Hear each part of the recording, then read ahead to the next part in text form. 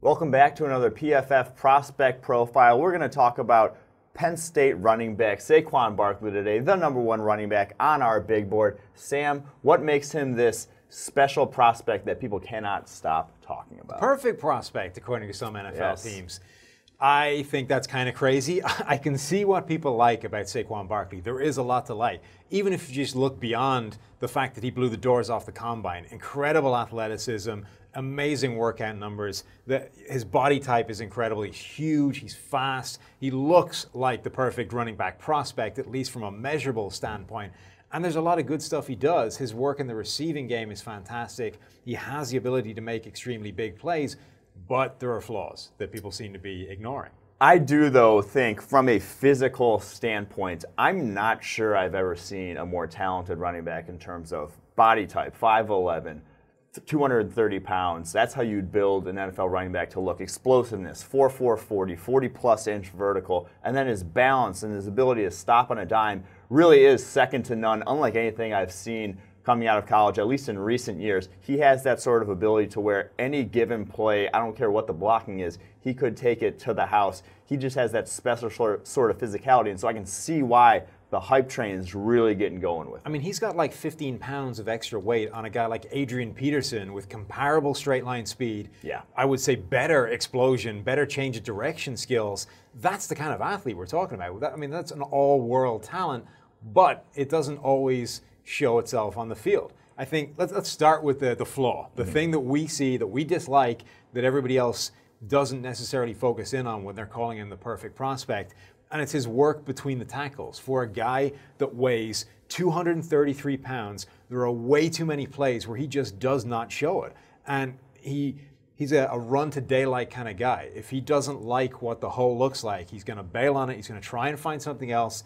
Sometimes it works, sometimes it leads to a big play, particularly against bad defenses. But at the NFL level, that's going to be harder. And even at the collegiate level, it's causing some major problems. On plays where he was contacted at or behind the line of scrimmage, he averaged just 0.46 yards per carry. That's 0.46 for you. 0.46 for you American guys. 57th of 58 guys just in this draft class alone.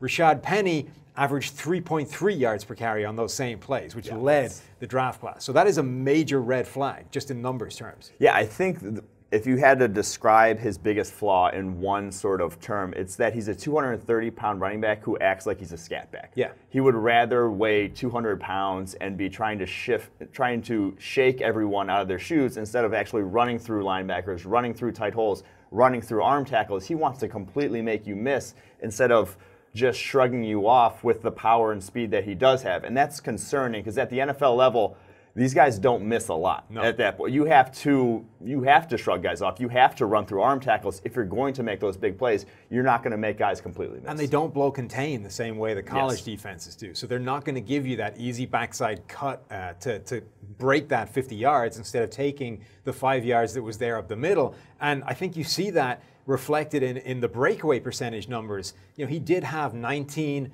runs of 15 or more yards last season, had one of the best breakaway percentages in the nation, which is the upside of that running style. But again, if we look at Rashad Penny, who was the guy that led the nation in yards gained on those plays that the guy was hit at or behind the line of scrimmage, Penny actually had a better breakaway percentage because he was taking what was there, and when things broke down between the tackles, he was able to exploit that for big gains. He had 35 runs of 15 or more yards. I will say, though, for as much as he acts like a scat back, he's probably better than most to all scat backs in the passing game. He is fantastic out of the backfield on wheel routes, on anything going down the field. When he gets matched up against a linebacker, it's not only a mismatch, it is automatically you're going to him because he is that much of a mismatch. We talked about Roquan Smith in one of these videos and how he's this elite athlete for linebacker position. Even he cannot come close to matching up with Barkley's speed. He's just that rare of an athlete to where his receiving ability is what really separates him in this class. That's exactly what it is. I think there are probably half a dozen running backs that are better ball carriers and Saquon Barkley, especially when it comes to between the tackles, but he's still our #1 overall running back prospect, and it's because of the dynamic weapon he can be in the passing game. You can split him out wide as a wide receiver, as a slot receiver, and there's nobody on defense that can go one-on-one with him. You basically need to put a defensive back on this guy, and then you have a defensive back trying to contain a 233-pound runner. If he gets the ball in his hands, that guy is going to have real problems getting him on the ground. What he can do is what makes him so dangerous. Barkley's NFL future, to me, is going to be very much like Todd Gurley's in terms of his usage is going to depend on how successful he is. We saw Todd Gurley, how he looked in Jeff Fisher's offense when they wanted him to be Eddie George and pound the ball between the tackles. He couldn't do that. That wasn't who he was. When they put him in Sean McVay's offense, got him out wide into space with room to run, he was dangerous. He was a home run threat every single play. That's what Saquon Barkley could be. You just need a creative offense coordinator to take advantage of that. You do. I think Barkley could be more of a dynamic downfield threat than a guy like Todd Gurley. So many of Gurley's plays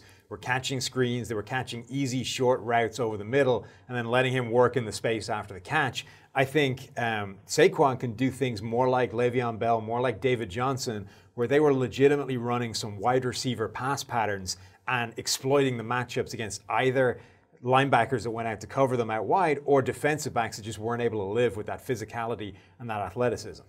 There you have it, the PFF prospect profile for our #1 running back, Saquon Barkley.